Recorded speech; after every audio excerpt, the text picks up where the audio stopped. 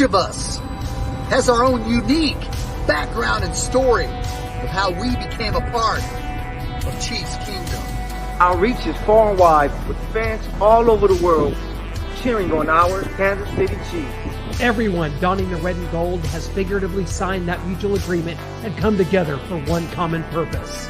For 76,000 of us at a time, to descend upon Arrowhead, man our stations, let out our loudest battle cry to the tune of 142.2 decibels, and make that stadium rock until our opponents beg for mercy. We are unrelenting in our pride for this city, these players, and this team. This is the show for the allies, Arrowhead Allies.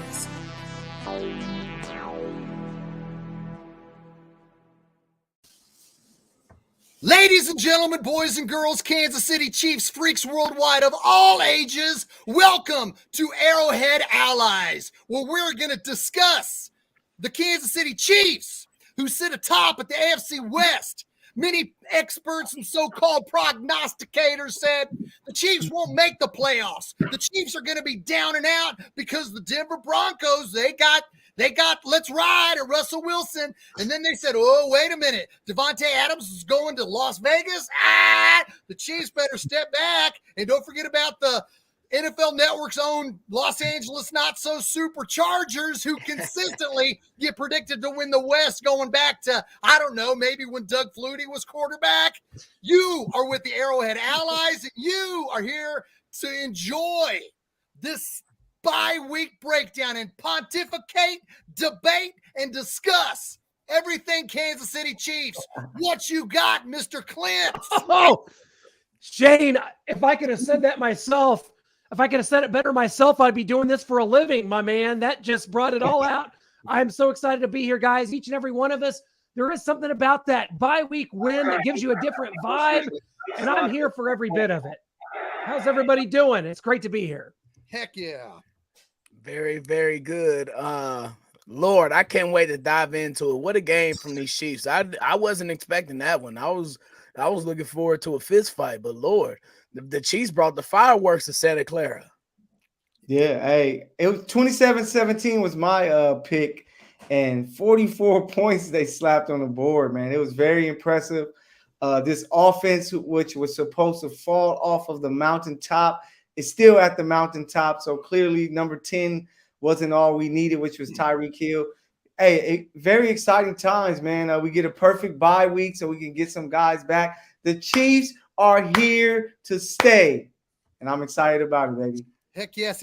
I know in the beginning of the show, I have to look at the season. At the beginning of every season, I have to go by and say what game the Chiefs are going to win and lose, just because people want to know. I did, and I did have the Chiefs going 12-4-1. I had the Chiefs 5-1-1 at the bye. I had our only loss being to the 49ers, and I had our tie being to the Buccaneers. So I love being wrong. I love being alone in first place. Hey, we're 5-2, but we sit atop at the AFC West. I love to be wrong, but I'm going to stick with my prediction that the Chiefs will be in Buffalo for the AFC Championship game. What you think, Noah? Yeah, I mean, we saw it in that game. I mean, everybody was just rolling there. We had the offense just firing it on all cylinders. The young DBs in the secondary were playing well. They were keeping pace with Ayuk and Deebo Samuel, and whether it's McCaffrey out of the backfield or Jeff Wilson, George Kittle going into that secondary, they performed well. And that defensive line, we saw the pressure that Frank Clark was able to get. Obviously, Chris Jones is having a great year. Frank Clark gets the safety. They're on Jimmy Garoppolo. But, Brian, I want to go to you with this. Frank Clark just recently came out today. He is going to be suspended for 2 games for violating the NFL's personal conduct policy for his weapons charge that he had back in June. So what do you make of this? The next 2 games, it looks like Titans and Jags without Frank Clark. It's definitely a big blow, I think, for the fact that Frank Clark has come along recently with rushing the passer, but it's the run game for me that Frank Clark comes in and is extremely reliable in. Yeah, we signed him to get sacks, and we signed him to go get the quarterback. But what he's done in the run game, in my opinion, I don't want to overstate it, but he's been damn good against it. And I think they'll miss him in that aspect. The young guy, Karlaftis, this is what you've been drafted for. come on up and start making some plays. Dunlap, could the Chiefs make a move before the trade deadline coming up soon?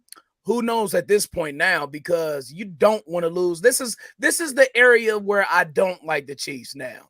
We're sort of like, all right, we're on cloud 9 and we just got a big win from the Niners. Classic letdown games are coming up against the Titans, Jaguars. I think Denver is after that. Or is it the Chargers? The Chargers are after that. We've seen these type of games before. I remember Tampa Bay in 2016. I think it was Jameis Winston coming into Arrowhead and beating the Chiefs. They lost to the Titans like a couple weeks after that. The Titans weren't any good at that time. I think that was Derrick Henry's rookie year in 2016 or so. But the point being is that who knows if the Chiefs go get somebody to help make a move so you don't lose this momentum that you have on defense. Now the Chiefs are standing at just a little bit under $4 million under the cap. So big blow, I think, to the Chiefs right in the middle of the season. This is a weird time for him to get the suspension too, right after the Willie Gay suspension. But if the Chiefs made a move, I wouldn't be surprised. If they didn't, I wouldn't be surprised either way. But Frank Clark being out 2 games is something that you're going to notice on the field, I think. And like Shane said, we're talking about 17 months after the incident. Like what is going on here? And the timing of some of these penalties being doled out, it's one thing to ride through, a state like, I don't know, Texas, Missouri, Kansas, when you're packing, but you can't do it in California, Mecole. Come on. No, yeah, you have to be very safe out here because the police will be on you, especially if you're Frank Clark. Nobody in LA wants to see the Chiefs win other than me and a few others. So I can see why he was in that situation. But I honestly think that the suspension comes at a pretty solid time of the season. Like, you get this bye week to where they can really prepare to be without Frank Clark. It sucks that we won't have him against Derrick Henry, because he usually does a great job against the Titans to help stop the run. But I think the Chiefs are going to figure out, they have Dunlap there, Karlaftis, Dana should be back.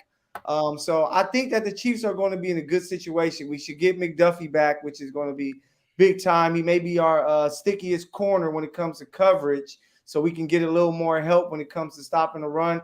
We see that we have 3 or 4 solid linebackers that can help with that as well. Willie Gay came back and showed that he's ready to go. I don't think it's too crazy. I don't think the Chiefs Kingdom should panic, make a crazy move where we give up a first-round pick for Brian Burns or anything like that. I think you can actually stand pat, or maybe you go and trade like a late-round pick to get like Robert Quinn or someone like that. But I'm not in a panic. I wouldn't be surprised if the Chiefs bring up one of the D linemen like Danny Shelton to help with the run, because I think that they can be all right on the edge with Chris Jones. Chris Jones can attack from anywhere. I can't wait for them to put him back there for a safety blitz because no matter where he's located, he's tough to block. And I think the Chiefs will be all right. What my concern is, the only thing I don't like about it, obviously, because Frank Clark has been playing well. And we're to the point now.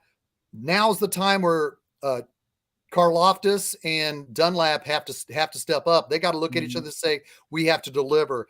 Dunlap was supposed to be a better player than Melvin Ingram. He received more money to come to the Chiefs than Melvin Ingram. Even though last year at this time when the Chiefs were in last, Melvin Ingram was the spark that the Chiefs needed, which led them to the AFC Championship game. The Chiefs were 11-2 with Melvin Ingram on their roster. Granted, the only 2 losses were to the Bengals. But now that we're here, we're not looking back. We're looking forward. And under these circumstances, without Frank Clark, Karlaftis and Dunlap have to step up. And as Mecole said, Mike Dana's got to be productive as well. I hope we do get somebody in free agency. But as I stated on my platform, I hope it's Sheldon Richardson or Ndamukong Suh if they're physically able. I know people always come back with, well, what if they're not physically able? Of course, if they're physically able to play, I think their bodies, because since Tershawn Wharton has been injured, the Chiefs are getting gashed in the running game. The Chiefs were number 1 in rush defense. The first quarter going into the Raiders game on Monday Night Football, Tershawn Wharton was injured. Josh Jacobs rushed for 154 yards.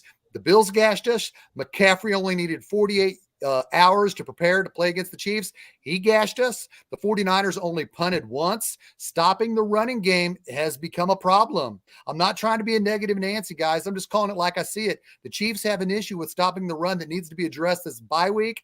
If it's not Sheldon Richardson or Ndamukong Suh, bring Shelton up off the practice squad and let's make the necessary changes, because we have to stop that running game. It's going to get cold and opposing offenses are going to be running the ball, not only because it's cold, but that's where the Chiefs' glaring weakness is. What do you think, Clint?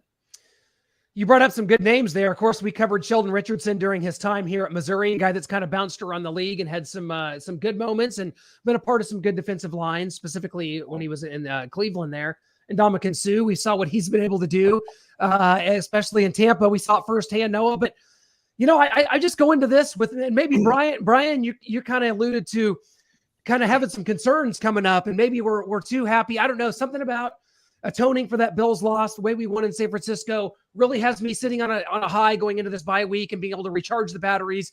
And, we've talked so much each week, everything's very fluid in the NFL. The receivers, we've gone back and forth.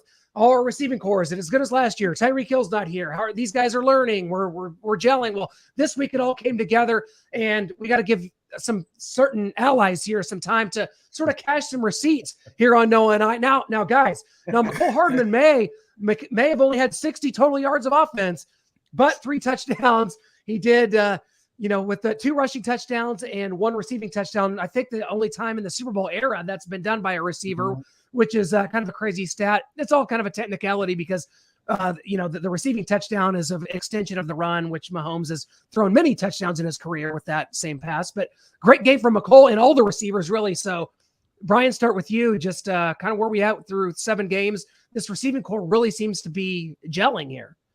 Man, it's poetry in motion, Clint. The way that, and I just want to give props first to the conductor, Andy Reid, and Eric Bieniemy. What a masterful play calls from them, man. The game plan was hit them in the mouth. The Chiefs were physical. The Chiefs ran the ball on the Niners. We passed the ball on the Niners. I mean, Patrick Mahomes with an all-star stat line besides that one mistake he had earlier with the interception, 25 of 34 for 423, 3 touchdowns, and that pick.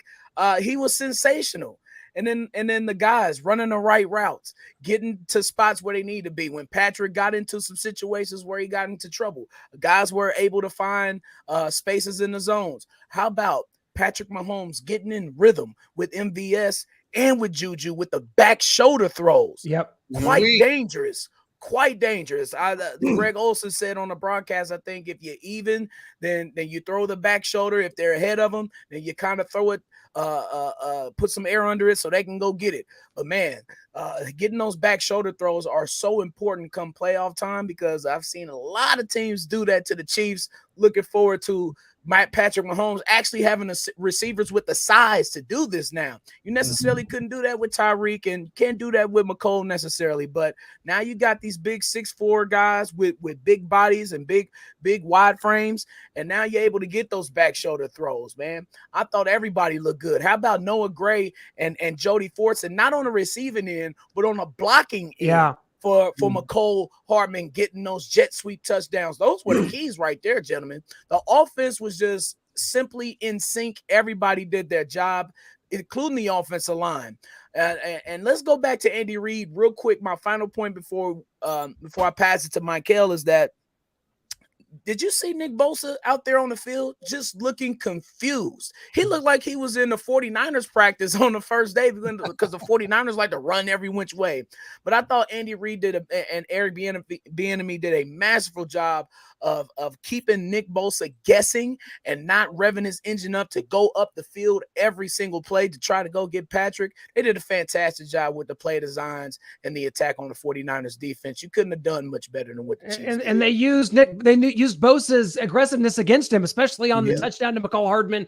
That was masterful. I think it was Emmanuel Acho, who I usually don't agree with on anything. He did say, what's the best way to block a Bosa in this situation? Don't. Yeah, Mecole Hardman, 3 touchdowns. Noah and I have been, we've been bagging on this player for 3.5 years. It's gotten tiresome. It's gotten old. And for one glorious week, we get the unique opportunity of being very wrong and get to see a very good performance from Mr. Hardman. Welcome to the NFL, Mecole Hardman. Man, he's been in the NFL making big teams. Okay. Right. It's I just missed him. I haven't seen him, Mecole. I mean, just don't forget, for 3.5 years, it was, have you seen this person? Where is he? I can't find him. But yes, on Sunday against the 49ers, he was found. you know the issue with us Chiefs fans, we're spoiled because when you see Tyreek Hill, you kind of hope that Mecole can be something like that. So you're like, man, can he do it? Can he do it? But he's not that guy. And we have to realize that he can't go attack the football, on these deep plays like Tyreek used to. So the best way to use him is get him in space. He's a really good punt returner because he gets a lot of space, So they decided to use the jet sweep for the jet, which is one of the best ways to utilize him. And he made some big time plays, man. To help the offensive line, the Chiefs have to do more of this because whether you give Mecole the ball or not, defenses have to worry, especially with this game tape that this guy had 3 touchdowns, 2 rushing, 1 catching, and he made a big third down catch earlier in the game, which he took a good shot there. But we have to find ways to give him the ball this way, especially in the red zone. The Chiefs kind of have issues in the red zone. Why not give this guy the ball where he can get on the edge with some of our tackles and our linemen who are best made for run blocking and let him go out there and make a play, man. So I just think that the coaching is really figuring out. People forget this is a brand new team back there. When it comes to the pass catchers, it's much different when you have a guy like Tyreek who makes defenses play differently. So I think that they're starting to figure out as well. And the number one thing that they did this game, which I love, was they helped out the tackles. They were chipping these edge rushers with running backs, with tight ends to give Pat time. And we already know when Patrick Mahomes has time to throw the ball, he's going to make a play. Do you know that Patrick Mahomes ran 0 yards? I loved it. I'm like, he didn't have to run around and run away from people. I love the fact that he can sit in the pocket and use that very talented arm that he has to make all the throws. And with Mecole coming across with those jet sweeps, it just had the defense guessing. So I'm hoping that we see more of that because I think that it maximizes Mecole Hardman and it's going to help the pass rush be slowed down from the opponents there. Mecole Hardman. The reason why, without expanding on the Tyreek Hill situation, looking at it, let's go back to the April 2019 draft, the second round. Let's go right to it. I wanted DK Metcalf. I did. I wanted DK Metcalf. There was some question about we all know the questions that were going into that draft, but here's where the Chiefs were. Here's Brett Veach's thinking. Okay, Tyreek Hill's probably going to could be suspended maybe 6 to 8 games. This story is growing out of control. We got Sammy Watkins, who had back-to-back 100-yard receiving games in both of those playoff games at home. We had the bye. He looked great. He finally looks up like he's going to be worth the money that I just gave him 12 months ago. Chris Conley just left us. He just signed a big contract to go to Jacksonville. Mm-hmm. Okay, so we got Demarcus Robinson, who's just finished his second year as a wide receiver. He's been with us for 3 years. His first year, he was a special team. He's coming into his own. And we got this kid that's been sitting on the practice squad by the name of Byron Pringle. So what kind of body do we need? We're going to miss the speed of Tyreek Hill. So since we already got Sammy Watkins, Byron Pringle coming up, Demarcus Robinson's growing, we just need somebody fast to fill in for Tyreek Hill. So they went with the fast guy, the known fast guy, because in my opinion, and what I have heard, that they were scared to draft a guy who has this injury concern, and they were scared because they gave Sammy Watkins a lot of money, who just had this injury concern. There was that fear. But then also you fast forward to this year's draft, the Chiefs lose Tyreek Hill. They could have got George Pickens. They're like, well, we don't have Tyreek Hill in this offense. We need somebody who's kind of like him, but not exactly like him. Sky Moore. So in my opinion, and what I've heard and what I can gather, I think the Chiefs just picked the fast guy, or it can be some sort of resemblance to Tyreek Hill. Hey, and we all know whenever you get on a jet, you just ride it, and that's exactly what the Chiefs did in the red zone there. We're getting my parachute and jumping out. You'll get a parachute. You don't jump off of the jet. It's a good ride. So hopefully we see more of him in the red zone. And please, please, we need to see more of him at punt returner because this Sky Moore thing is scary every time he's back there. So figure that out, Dave. I just want to say, look, that the game was special in the fact of it. Like we just been saying that you use Mecole Hardman in the right way. Mm-hmm. That's what you can get. We're not asking him like it's like I think people's not saying Clint and Noah, but people's expectations. Say them.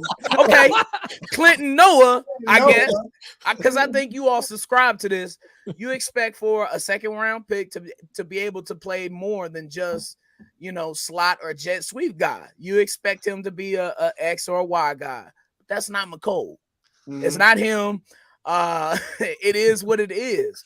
But when you use your tools the way they need to be used, how many times you use a power drill on something that you need a hammer? You don't like you're gonna fail at whatever project you're doing. Mm-hmm. You use Mecole the right way against the right team, and this is what you get. Look, the Chiefs had a league best 22 receptions for 25 or more yards this season. That's up from 14 in the same stretch when we had Tyreek Hill last year. So somehow we got more explosive with the receivers we have. The Chiefs rolled up 529 yards at 9.1 yards per play against the number one defense in the National Football League. I don't want to hear anything else about the old number 10. If anything, talk about the new number 10. Let's do that. Well, I think you're going to still hear about the old number 10 for me. Tyreek Hill, the leading receiver in the National Football League, about 167 yards clear of Cooper Kupp, who's in second. Okay. So Tyreek Hill. Okay. Look at his record.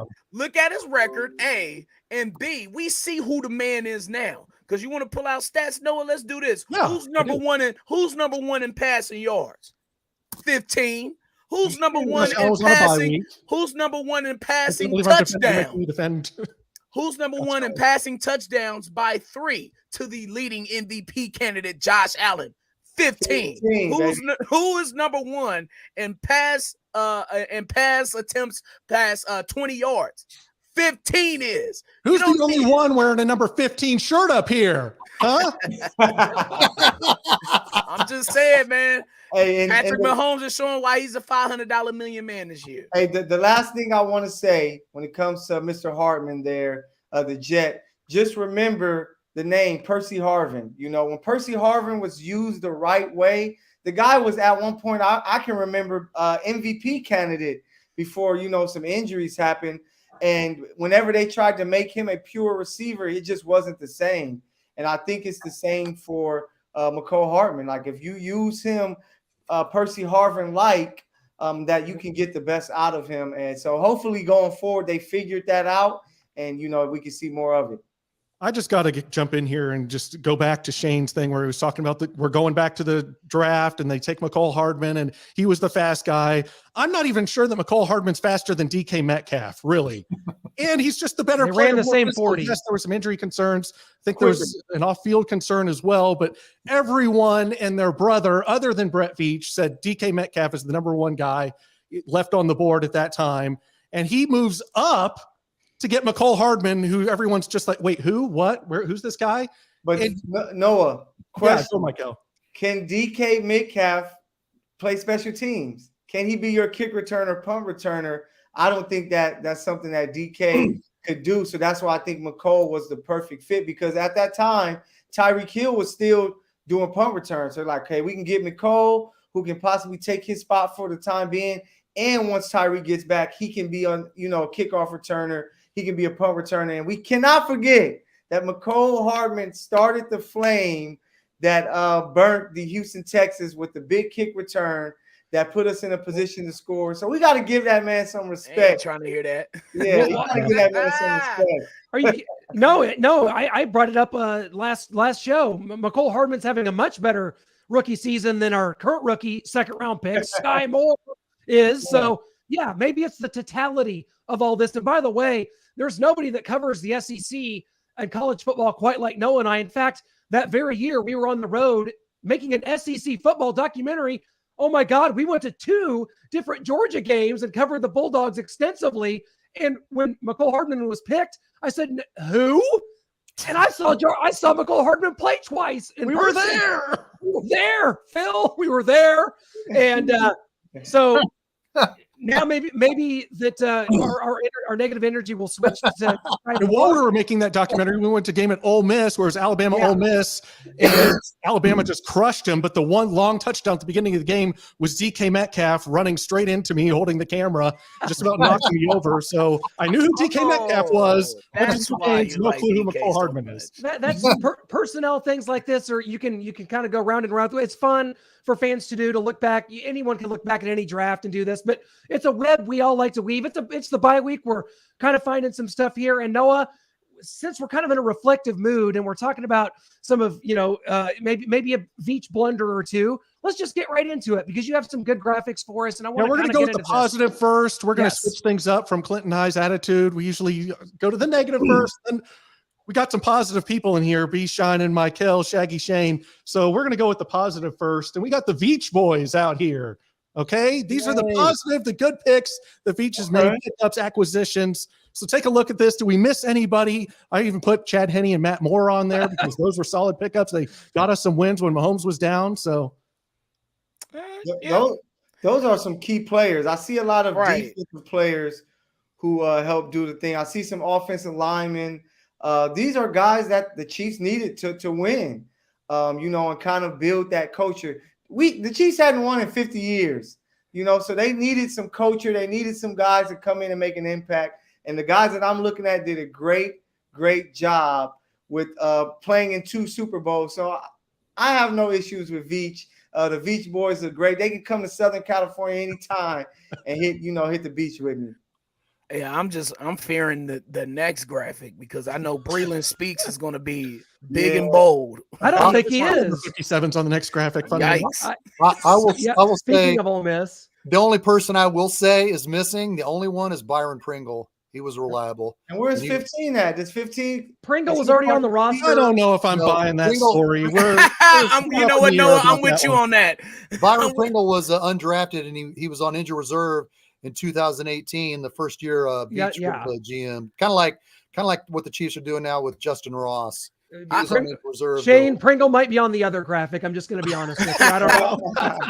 I think 15 was a joint effort, and with everybody. I don't think that was John Dorsey was the GM. He had I think Dorsey had a lot to do with that. Yeah, I thought he was a Beach boy, man. They got rid of John Dorsey, and they're bringing in this Brett Veach guy, and everyone's like, "What's going on?"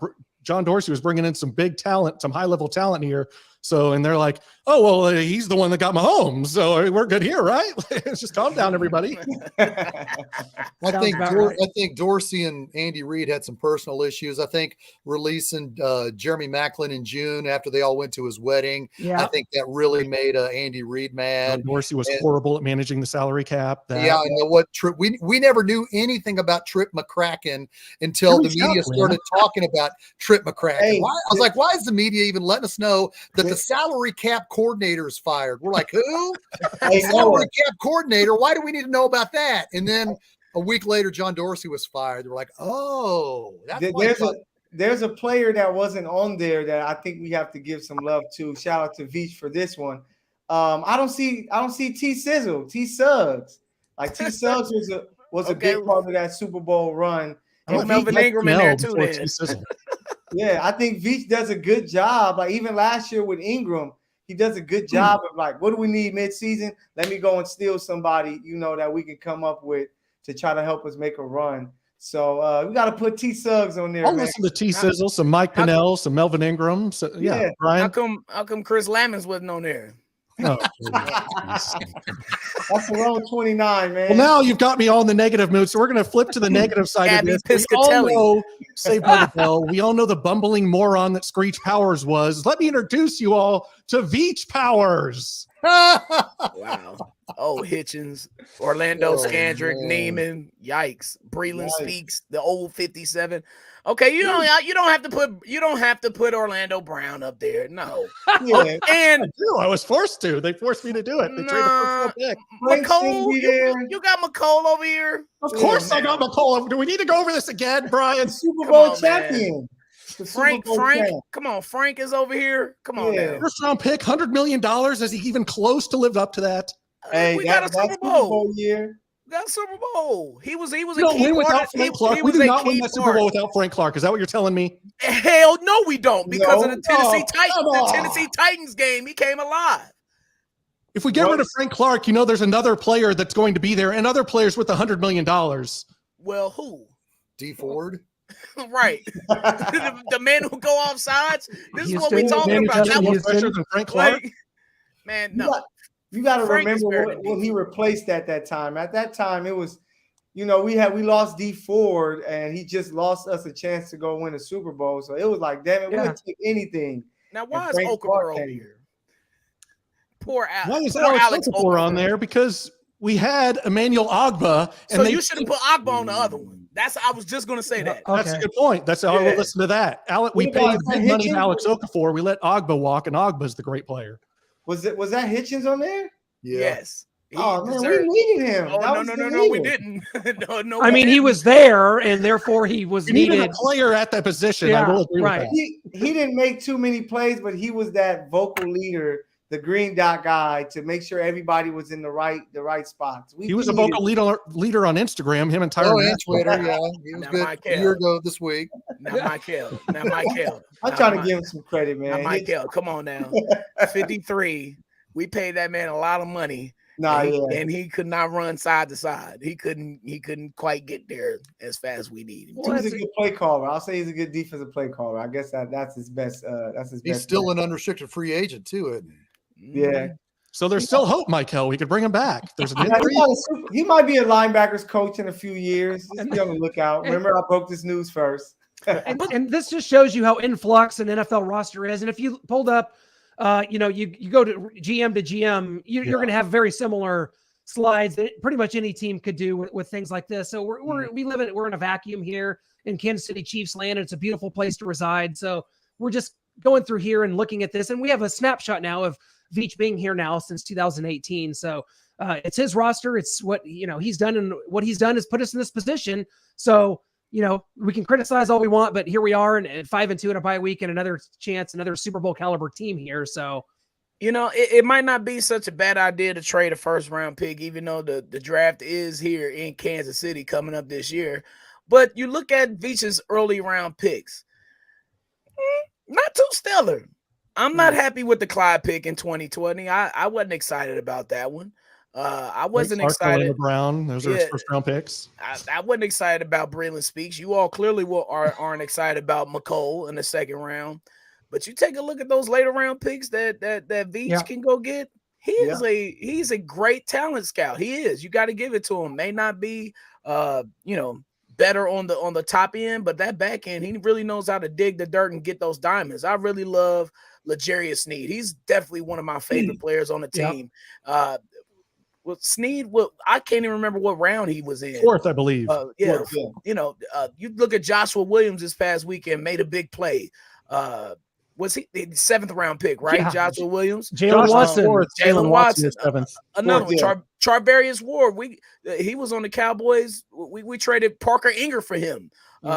We all know how great Parker back. Ingers turned out, so we're kind of that trade's up in the air. Right. I really like the fact that you're able to go get those hidden gems later on in the draft. That seems Very to key. be the strength of Brett Veach. Yeah, It's and Go ahead, Mecole. No, go ahead. Okay, yeah, and that's how the Patriots, won for years. Sometimes they will miss on some of these first round guys, but all of the other rounds, you would be like, man, how did they find this player? So just Veach is doing a really good job with that. Even this year, we got some rookies that we're able to put on the field, where some other teams, their first round, second round guys are having a hard time touching the field. So I just, Veach knows what he's doing. Of course, he's made some mistakes, but so far, so good for me. Shane, final thought on Veach. I'll try to be quick. Brett Veach took the job in early July 2017. Since then, he's took 4 teams from 2018 through 2021 to the AFC Championship game. They weren't all the same team. He had to replace those guys. And if you look at the 95% of the foundation of the team, everybody on the roster I could think of off the bat except for Joe Tooney was drafted by Brett Veach. Everybody. look at, I mean, some could say, well, Patrick Mahomes wasn't. Yeah, but Brett Veach was the top scout who was the only one consistently down there visiting him, pressing the issue to Andy Reid and Matt Nagy and John Dorsey. But the foundation of this team is because of Brett Veach. We're 5-2 with Brett Veach's team. So at the end of the day, we could debate it. It's up for debate, but the team is Brett Veach's, and it's hard to have 4 straight teams go to the AFC Championship game. And Brett Veach has made that happen through transition of players, through free agency and the draft. Those players are his, and he's got his name on it. And only one Pro Bowler out of his draft picks, and that's Mecole Hardman, his rookie year as a special teamer. You know, we were sending 10 and 11 players to the Pro Bowl throughout the 90s and early 2000s, but we weren't going to the AFC Championship game. Right. I'll take players that are at their positions over Pro Bowlers and stats. Yeah. That's just me, though. I wanna. This will be the we tie the bow right here on this one. I think Veach deserves credit for not signing certain players too. Yes. Tyrann Mathieu. He was right. He was right about him. He's struggling mighty bad this year. I hate to see it because I love him to death. He's a great guy, but Veach was right about not giving him a contract. His stance on Orlando Brown Jr. Right. So far, he's been right. So you got to give credit to that as well. Yeah, and Clinton and I have tried our hand at this GM thing in the past, and it's a hit and miss here and there. I wanted Dwayne Jarrett over Dwayne Bowe, swing and a miss. So you guys would be having a graphic up there with some funny, horrible nickname about me. And we also tried our hand in 2013. We drafted Eric Fisher. It was a rough draft, but we got a little video here of who Clinton and I wanted. And hey, 10 years ago, we looked like big idiots, and we look like less of idiots now for this player that we wanted 10 years ago. And I'm here with Clinton Noah. What do you guys think about the first pick, taking Eric Fisher out of Central Michigan? Well, I think it kind of came as a surprise to some of us. Earlier in the week, we hear about Luke Jokel, and in reality, when you're talking about an organization that has drafted now 8 tackles since we drafted a quarterback in the first round, I still find it very frustrating, even though a lot of people did not think Geno Smith maybe was the guy. But there was some disappointment. Really wanted the quarterback, maybe later in the rounds. Well, I think we need a franchise quarterback. I don't think Alex Smith is the answer. They're all unknown commodities in this draft, whether it's Luke Jokel, Eric Fisher, Geno Smith. Take the chance on the quarterback, maybe hit a home run, maybe get a franchise guy like an Aaron Rodgers and can win a Super Bowl. Joe Thomas is the best left tackle in the league for the Browns, and where have they gone in the playoffs or Super Bowl? Nowhere, because they don't have a quarterback. Neither do we. Should have taken Geno. Sorry for the tracking issues there. This was all the way back in 2013. We had to pull out the VHS. It was on VHS. Sorry about that, but yeah. That was. Shout out to the coaches and GM for not listening to you guys. Whoa. Hey, going with you guys. I mean, obviously, with what's gone on, you probably don't have Patrick Mahomes if you draft Geno there, but Geno Smith now, of course, we see what he's doing in Seattle. It's 10 years later, leading the NFL in completion percentage. But I think that being a quarterback in the NFL, it's so much about time, place, and situation. Mm-hmm. What do you think Geno Smith could have done as the first overall pick here in Kansas City with Andy Reid and we had? Said he went to the Jets. Said he went to the Jets. His career got broken down, and so. Who knows what would have happened? Geno Smith's proven himself. He's still in the league, and Eric Fisher's gone. You know what he would have been? Alex Smith is gone. Geno Smith's still there. I hate to say this, but he would have been the black Alex Smith. That's what I think he would have been. He would have been very similar type of. What's wrong with that? You can't win a Super Bowl with that type of quarterback. You can win some games. That's not what people were telling me when Alex Smith was here. Come on now. Yeah, I never felt that we could win a Super Bowl with Alex Smith. I just felt that he wasn't good enough to make those big plays. He wouldn't challenge defenses enough. Yeah. That's why you need a Patrick Mahomes. But Geno is showing a lot, man. I like Geno. Yeah, he's put in a position to win. And I call him Geno Wilson this year because, if you wink, if you look a little bit, he looks a little bit like, Russell Wilson when he was with Seattle. But I just think that Geno was put in a great position. Shout out to the Chiefs for seeing that Eric Fisher could be a guy that can be around for a good while.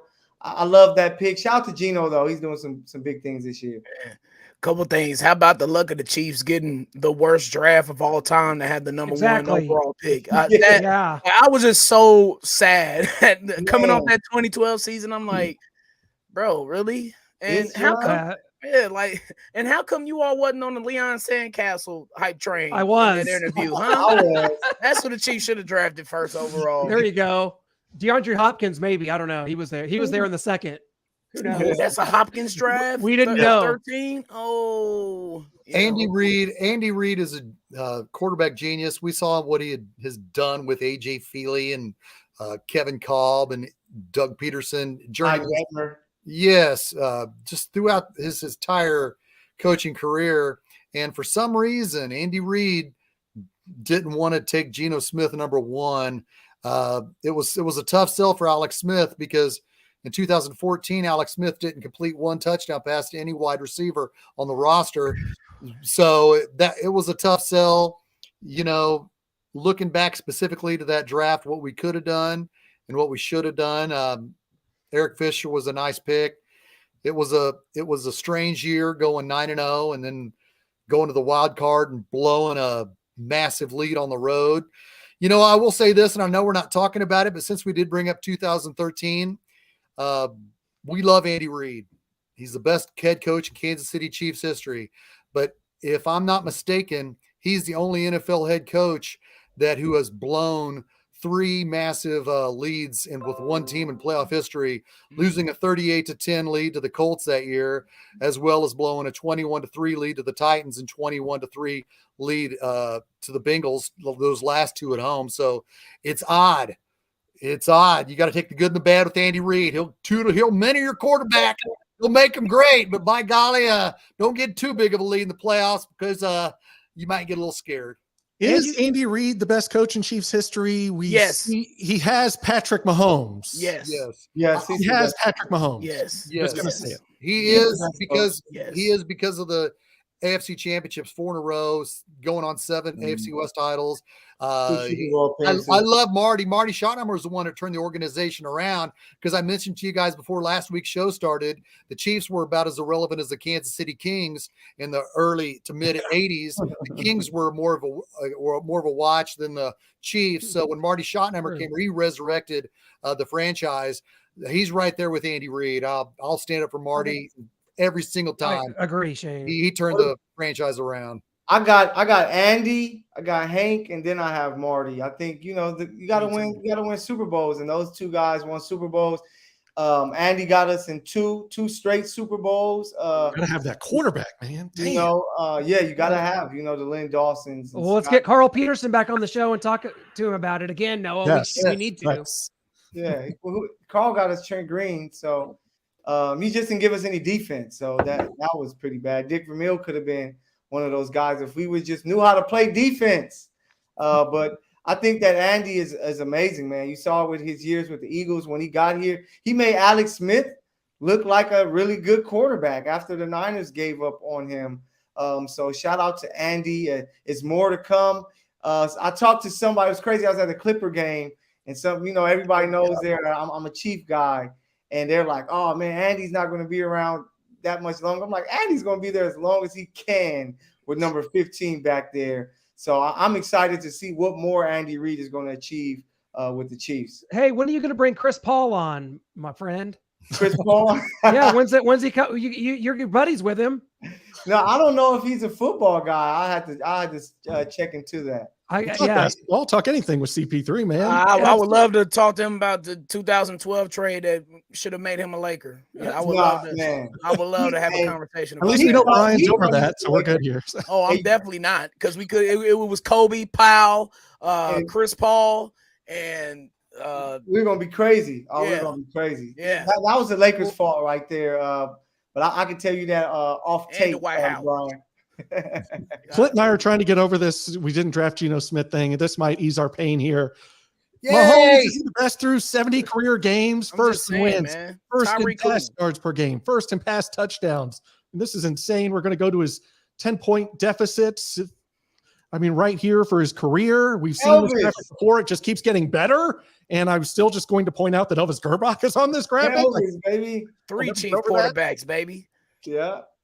Hey, that's outstanding. You love to see it because, Brett Veach scouted him so good and made sure that he demanded it. He was obsessed with him at Tech, and he knew what Andy Reid could do with him. I'm thrilled to have Patrick Mahomes as our quarterback.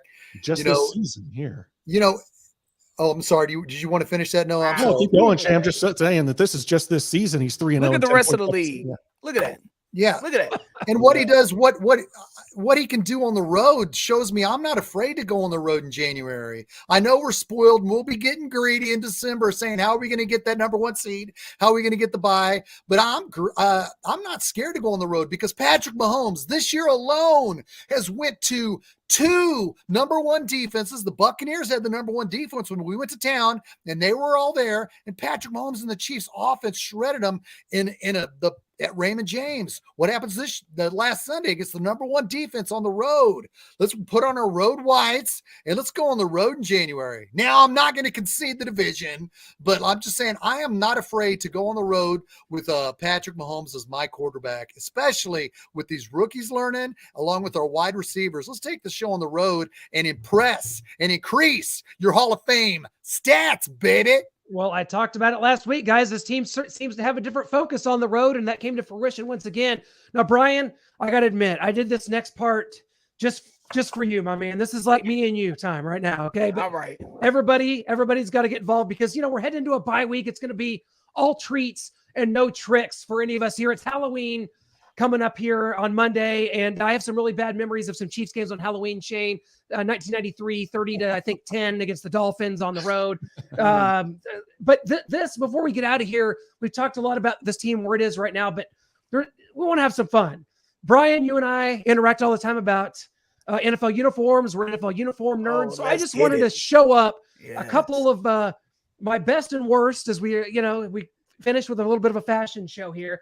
Starting with some of the ones that I have hated so far. This is my bad that I've seen so far. And that's, of course, come on. Anything that the Washington Commanders have and will ever do. Come on. Boo! No. Sorry, Mecole. The bone.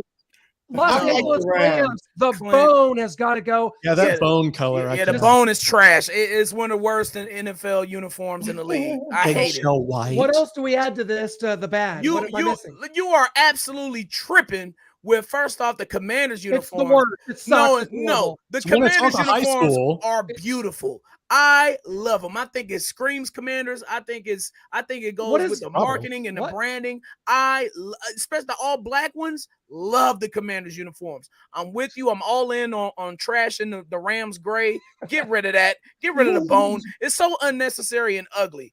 And you put the Bengals all whites on it. The Bengals look great. Are you serious? The Bengals look great in that all white. You see that helmet? It looked better in pictures, like a lot of the girls I dated on Plenty of Fish. Oh, golly. Don't go down that road, Clint. Don't do that. All whites. I like the all whites. Oh, you are absolutely tripping. Why aren't the Arizona Cardinals uniforms on that work? They had the worst uniforms in the league. They had some improvement with the blacks. They're the blacks look good. That's their best look. But the stripes, they look so 2003, fam. They have to get rid of it. They need to just go back to the Emmitt Smith Cardinal uniform. That's they need to go back to. The days. Yeah.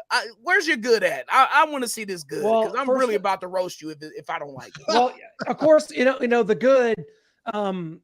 There's a lot of classic uniforms that I'm not talking about. I'm not bringing up, Packers, Bears, Chiefs, Raiders. We're not talking about any of those because those have been there. They're established. They're iconic. Steelers.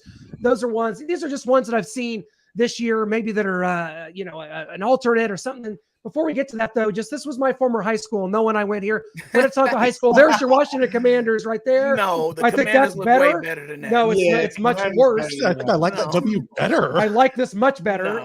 It's not close, but throwing up some of my good. We saw the Patriots return to Pat the Patriot. I love it. It's the best uniform out there. Guys, this past week, the Carolina Panthers with the black pants. No. It is sexy as hell. No. I hate to give it to the Chargers, that light blue with the yellow. I love. The Giants went back to Lawrence Taylor for one game this week, and I love that look with the Giants on the side and that slick look with the white on white. And Sunday night, you saw the Dolphins go back to Dan Marino with this. They're actually on my hated list whenever they're not wearing those. So this is some of the good that I've seen. Okay. You guys welcome right. to add to it because obviously I left off the iconic ones that we all know. I like those. I like those. Yeah, that was a much better list than your bad. I Yeah. want to pull you back on the Panthers though. They don't use enough sky blue and black for me. They got too much gray. I can hear that. They need a black helmet, okay? Yeah, they do. And with just the outline of the Panther, how it is, okay? And they need to rock more black. They need to rock a more black with less silver. Get rid of the silver. Just go black, sky blue, and white. Chargers have the number 2 uniform in the league behind the Kansas City Chiefs, of course. There it is. That's my favorite one there. Now, I hate that the Chargers uniforms are so perfect, but they are perfect. They hit them right on the head with that. Of course, the throwback uniforms, all of those are beautiful. But I want to point out something.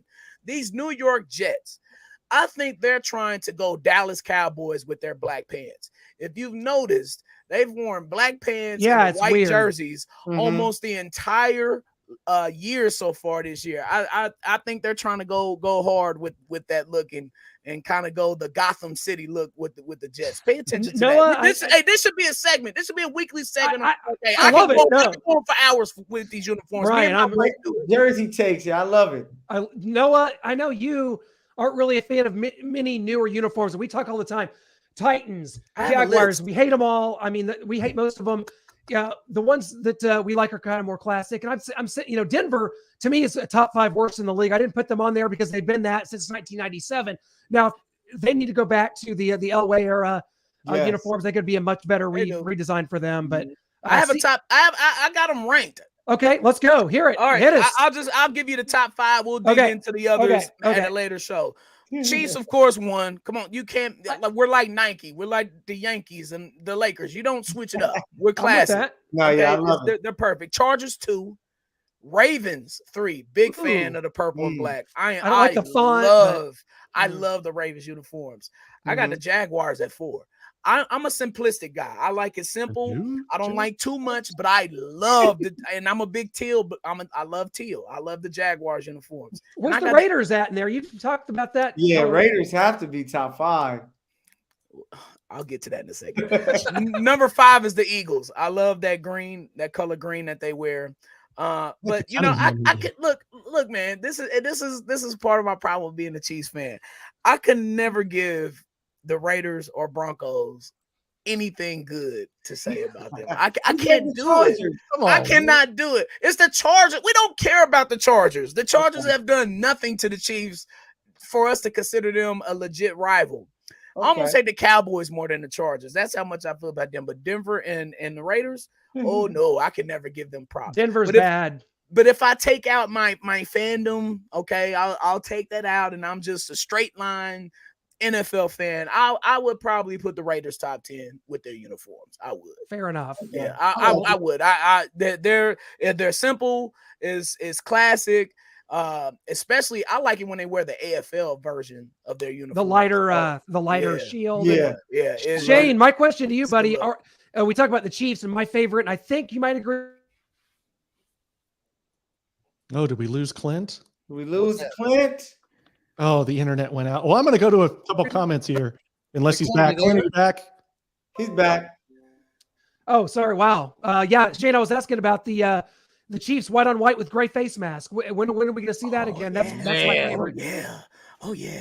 That is my favorite. I hope they're doing like they did last year. Last year, they went white on white with the gray face mask. Later in the year, it gets December, but they went white on white at Vegas, but they kept the white face mask. But the white on white with gray was against the Chargers. And like I said, white on white, they kept the white face mask. I don't know if it's just a division thing for those two teams, but I sure hope so. That is my favorite. I love agreed. The gray face mask is your favorite? For the road games. Okay. I don't mind it. Will the Chiefs ever do a black jersey? Hell no. I think if they do, it will happen sometime because we're continue to grow and the NFL continues to expand. And I think we'll see a black jersey with white. Yeah, there was a 7 while we're all in the nursing home or something. Yeah, there was a discussion about that going around on Twitter with Clark Hunt answering a question about the uniforms and maybe the Chiefs getting getting an alternate. If the Chiefs ever did an alternate, it would definitely be black. Yeah. Please, God, no all Yellow. gold like the Jaguars. No, the Rams are already all yellow. I don't want to be yellow. I can see the Chiefs whipping out the all whites against Denver on Sunday Night Football. Whoa. I can see that. game. If They're it gonna doesn't flex get that flexed, you think that'll get flexed, Yeah, Shaggy? it's December 11th, Yeah. and the Broncos are going to be so far back. I don't know why they would want to keep that game. I mean, Patrick? it's too early. Yeah, still, but I don't know. It's in Denver. If it was at Arrowhead, they wouldn't flex it. But that game's in Denver. I just think I could be wrong. Maybe they'll keep it there. I don't know. But Noah, we're getting some weird comments here. I don't even know whether to pull these up or not. I'm going to pull up this one. It's a little back. It's probably not the ones you're seeing. Okay, This good. goes back to the Andy Reid thing. Andy is great, but Pat has changed the entire narrative about him. 7 short years ago, he was the coach who couldn't win the big game. And that's the only reason I bring him up in the Marty Schottenheimer thing. Marty never had a quarterback even probably as good as Donovan McNabb. I mean, he had Joe Montana late in his career, is often injured. And I mean, he probably never had anybody as good as Don McNabb, and clearly, obviously. Rich Gannon. Yeah, Rich Gannon. Look, and I don't know whose fault that is. I don't know who had the call. I'm pretty sure that, The more I sink my teeth into it, I want to defend Marty, but I think it was Marty and his old school attitude, and you don't lose your job to injury. And Rich Gannon was an MVP candidate a few short years later after that. Or he won the MVP, a few short years after the 97 season. So, and no matter how great you are as a QB, you got to have a coach. Like, you have to have some type of coaching that's going to help you. Look at Aaron Rodgers. Man, there you go. Look at Aaron Rodgers these last few years where, Look at Geno. You mentioned him earlier. Look at Geno. Yeah, look at what coaching has done for him. That's what I was saying. Exactly. He got some weapons, got a real chance. Yeah, Patrick Mahomes changes everything. I mean, Brett Veach knew when he was the top scout that he would fit, and Patrick Mahomes is the reason why Andy Reid is the best coach in Kansas City Chiefs history. Marty Schottenheimer didn't have that. I mean, this is the time when Patrick Mahomes was born, September 15th, 1995. That was a Sunday. The Chiefs were playing the New York Giants for the second overtime. Overtime win. 17th. Yes. 17th. Thank you. It was September 17th against the New York Giants. It was a Sunday, and that's fitting. So Patrick Mahomes was born the day the Chiefs were playing the New York Giants. 1:22 a.m. in St. Mercy's Hospital. Right. Man, I remember that day. Was that Cannell? Who was the quarterback? Was that Dave Brown? Oh, wow. Yeah. Man. Right. I know. Dave Megan here about the Veach thing. Was Thornhill on the good picks? I didn't see him. I didn't put him there. I wouldn't put him on the bad if I was. He's kind of neutral. I'd put him on the good, but I just think he was on a good trajectory there his rookie season, had the injury, and I just feel like he's a solid player. He's not a great player, not a good player. He might not get re-signed after this year. He's probably going to go somewhere else, I would imagine, and Brian Cook takes over that role, but that'll be interesting to see this offseason. I think it could go either way. Mm-hmm. I agree. Wow. I like Juan. Juan, he got an interception in the last game. He has a lot of, he has some good range back there. So I like the pickup of Juan. I think, he learned a lot from the Honey Badger, and he's doing some good things. I want to see you losers talk. Okay, no. We're getting to the you guys talking about. Don't do it. Don't read some of this guy's other comments. It's bad, and this guy's not someone we want to be talking about. Oh, that's cute. Yeah, exactly. Huckleberry says he wants us to go on the road for the playoffs. We play better. Huckleberry was in here telling people to like the stream, you scallywags. He's a great supporter. We thank Huckleberry to come in and watch you, bro. Thank you, Brody. And shout out to Royal Roofing and Solar. Man, fact. Yes, absolutely. We're giving away 2 tickets to the Chiefs-Titans game because of Royal Roofing and Solar. All you got to do is email your electric bill to Allison@solarbyroyal.com and get a consult. And man, they're giving away 2 tickets, a parking pass, $150 to spend at the game. So make sure you do that. All you got to do is send in your electric bill, have a little consult, and you're entered. Come on. What's easier than that? Hey, absolutely. Hey, what team are you guys going to be watching this Sunday? It's going to be so weird. It's red zone time, baby. It's red zone time. Oh, it's red zone time. Okay. Yes, Scott Hansen. Oh man, that's a story for another day. But boy, Scott Hansen makes it tough, doesn't he? I miss. He will not stop talking. I like Siciliano better. Yes, but it's red zone, man. I'm gonna be sitting there for 7 hours straight. I don't give a damn if it's Pat Sajak. It's the witching hour. Giving us the red zone commentary. It could be whoever. I'm gonna be right there. I'll be at Costco shopping. Fair enough, guys. Well, I hope While you're at everybody. Costco shopping, these aren't at Costco, but if you are shopping around, you could just stay at home and go to the Starcade Media Facebook page, click the button shop, and you can get your own Arrowhead Allies merchandise. There's pillows, there's tote bags, there's stickers. I mean, there's everything. There's hoodies, there's onesies. We got shirts and hoodies right here that you can see. Men's, women's, kids. We've got it all available right there for you. There's mugs. Whatever you want, it's there for you. Get your Arrowhead Allies gear today. We want you to become a fellow ally with us. And the Allies gear has officially shipped, so look for that this coming week, guys. Yeah. Can't wait. Got to put it up. Got to put Guys, it up. it's coming up. Guys, enjoy the bye week. Arrowhead Allies firing on all Happy cylinders. Halloween. Happy No bye week Halloween. for us. That's right, guys. Go Chiefs! Chiefs. Chiefs.